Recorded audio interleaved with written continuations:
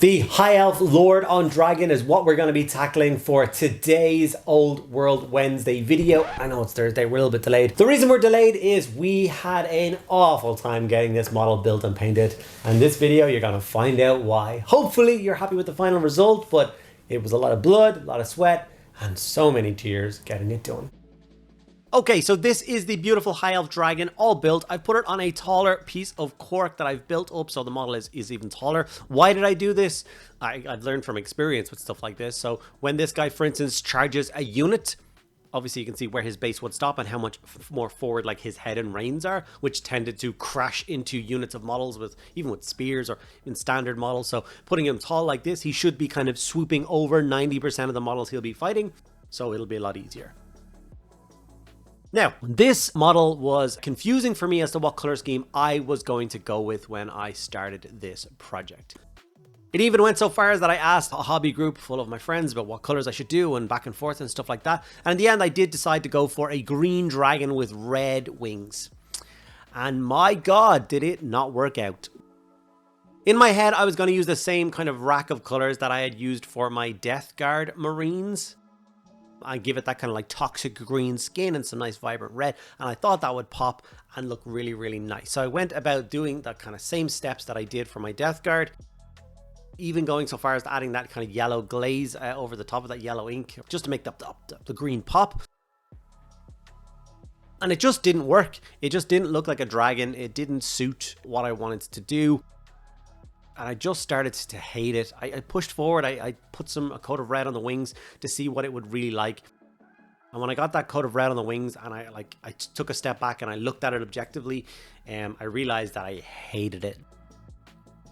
So I decided to put it down and see if I would like it anymore kind of a little bit later on in the day. That did not happen.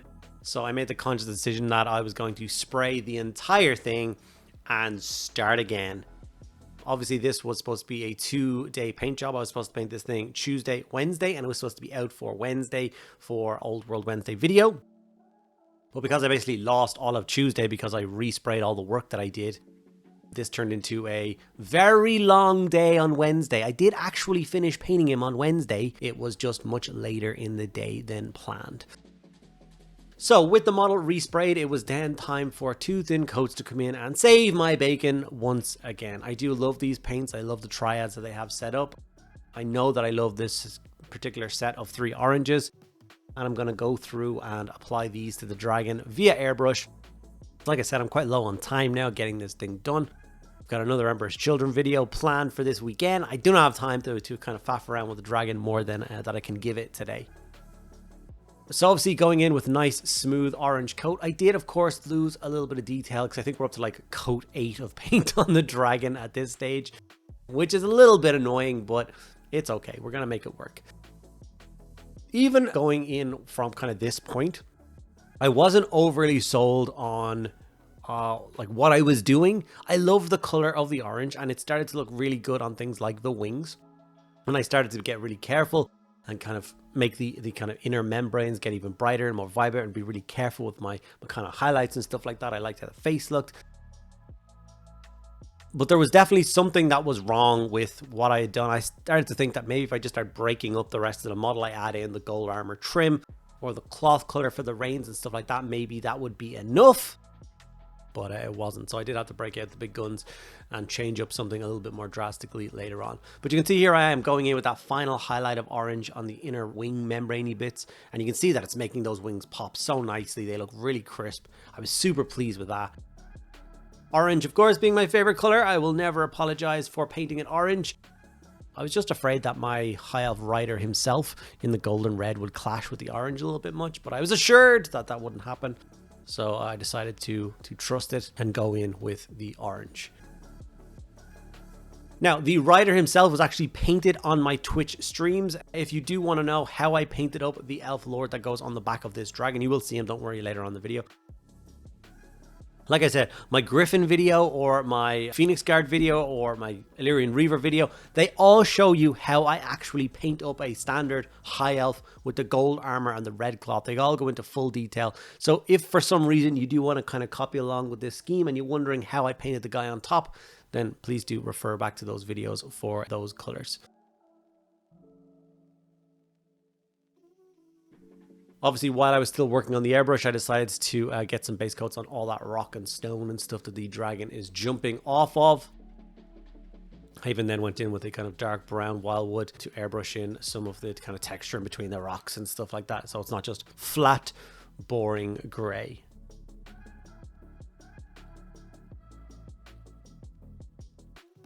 At this point, I did think that I was going to be finished with airbrushing, so you will notice that the piece of cardboard I put down over my desk that I can mess with and spray on and stuff like that has been removed, but it does actually make some airbrushing does make an appearance a little bit later on, just a really small coat. But yeah, so I was at this coat, I was like, okay, this thing is looking good. I think I can see where it's going to go. So like I said, let's get all the rest of the base coats on and break up all the different colors on the model and see if that's what I like and if I think this is going to work in the end.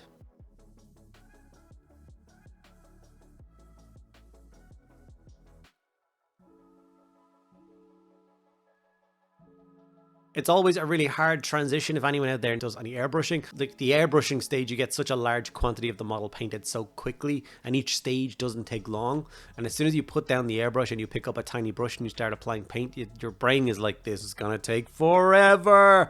It doesn't really. It's just a weird thing that your brain does. Fight through that urge, because you can never escape the brush when painting.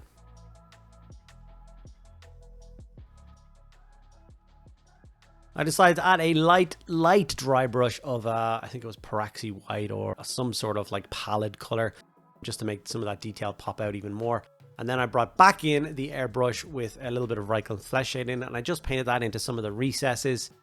It was supposed to be just for the armor, but then I started kind of playing it around other areas and adding a little bit of extra shade in between the wings and darkening it down. And something that I'm not very good at is adding in shadow like later into a paint job. I always just start from the darkest point and I build up to brightness. So the idea of going back in and adding in something darker, it's not really in my wheelhouse. It's not something I'm very comfortable doing, but I decided to just go for it with this. I'm very happy that I did, because it really did make the wings even stand out more. I really like that final result. I think the wings look really, really nice here. And I'm really starting to like the process. This is the last big change that I decided to make on this dragon. I did feel like it was too much orange. I tried to work up those big spines in orange and just have it looking good, but it did not work in my brain. So what I did is I just reached for my black contrast paint and I decided to block in all of those spikes again with a contrast paint. I don't want to even think about how many coats of paint have been on those spines now. I could actually probably work it out. I'm going to pause it now and work out how many coats of paint the spines have had now. This is the 12th coat of paint. This black contrast going on those spines will be the 12th coat of paint on the spines. That's how much back and forth work has happened with this dragon. We're of course going to build up that coat. We're going to be reaching for the mid-tone and the highlight for the blacks in the Too Thin Coats range to add some nice color to them. This goes to show how thin paint actually is and how it can be okay to just work your way through and like taking 2 steps forward and 1 step back and trying to find your kind of right rhythm or the right kind of balance between colors to make the model look the way you want to. Can be a fun process. You can let yourself get frustrated with it and get annoyed. I definitely get frustrated and annoyed with this model a few times, which is unfortunate because after I'm finished with it and I kind of take a step away from it for a few hours and then came back, I do really like the result and I'm really happy with having this model in my collection. If you like this video and you are excited for the Old World Wednesday project, please do think about subscribing to the channel. It costs you absolutely nothing, but it makes a world of difference to how many people see our videos. Make sure to give the video a like. And if you have any questions or suggestions on what specifically you want to see each week with Old World Wednesday, if something keeps reoccurring, then I will of course do that. There's not a lot I don't own for Old World, so I can definitely get a video out there for almost everything. If you want to help support the channel even further, help us to grow to bigger and crazier heights. One day we hope to grow big enough to have our own studio and host a couple of events and do stuff like that. So if you want to help us out in that way, please do check out things like the Patreon and the channel membership linked down below. Those 2 things give you access to a private Discord server where you can hang out with us on a daily basis and talk about your hobby. You also get to take part in events such as painting competitions and monthly showcases, and you get access to an extra video every single week just for you guys. So if those reasons sound awesome to you, it's going to help out the channel, then please do think about setting that up, linked below. Okay, I've highlighted the gold now. I'm going in and touching up the red. Adding in all those different highlights. The black spines down the back are now kind of highlighted up and looking kind of clean. This model was also a nightmare to record. I glued the wings on, which also changed the perspective. Whenever I'm painting the model from the side, the tip of the wing is the closest thing to the camera, which means it's all that wants to focus on. The amount of footage that was ruined, it was genuinely a nightmare. So live and learn. I'm gonna have to get better at recording kind of crazier shaped models. Speaking of models, this guy is iconic to me. Like, I played there was a lot of High Elf players back in the day when I started learning how to play Warhammer, and I played a lot of High Elf players, and anytime they had a dragon, this particular dragon across the other side of the table, you were in for a world of hurt. They were devastating beasts in the game, swooping across, doing massive amounts of damage, having a cool breath weapon, having an awesome ancient High Elf Lord mounted on the back, usually with some sort of powerful lance magic weapon. I mean, they were devastating rank upon rank of your units when they hit it, and trying to take this guy down was always an absolute nightmare. There wasn't a lot of big plastic monster kits back in the day, so you did tend to see this guy a lot, and when you did see him, it was a sight to behold. So it's very nice to have this guy available once again, and to finally get one painted up for myself, and hopefully be swooping him around a battlefield very, very soon. Hopefully everyone out there is, of course, enjoying the Old World Wednesday content. This is obviously the second week that I'm doing it, but like I said before, I intend to deliver an Old World video to you guys every single Wednesday, every single week. I want to help be part of the kind of a sphere of people who are trying to keep the Old World alive, and obviously encourage more people to come in, play games, more eyes on it, to attend events, all that kind of thing, because it definitely is my favorite game, and I can do whatever I can do to help it stay strong. I will do. Okay, putting a lot of time and effort into all those beautiful gemstones. Of course, he is festooned with gemstones, adding in that hard coat step there to really make them pop. Adding in quite a lot of grass tufts and some flowers to the base of the model will just help it blend in with the rest of my High Elves. It obviously hides some of the massed amount of brown cork, which, like, it looks good, but if you pay attention for it too long, then you can kind of see that it is just a mound of cork. So obviously adding in some grass tufts and stuff will help distract from that. This is the High Elf Lord, like I said, the one that I got done. I got base coats and washes on him on my last stream. If you are interested in my stream as well, I stream every Tuesday and Thursday on Twitch and YouTube, 8 p.m. to 10 p.m. Irish time. Everyone is more than welcome to attend. We have a good time. We talk about hobby, events, painting, building, showcase has happened there. It's just an awesome time. What an awesome community. And anybody watching this is more than welcome to jump along. Don't be shy, say hello, and get involved in the conversation. It's been a really useful accountability kind of platform for a lot of people. They show up for 4 hours a week as a minimum to do their hobby and have good chats. So I think having that kind of structured time for your hobby is really good. Okay, with the Lord finished being painted up, I got to remove him from his temporary base, clean him up, and get him glued onto the dragon. And then I was finally able to see what the finished product looked like, the finished miniature, ready to wreak havoc on the battlefields in a very stand-out scheme.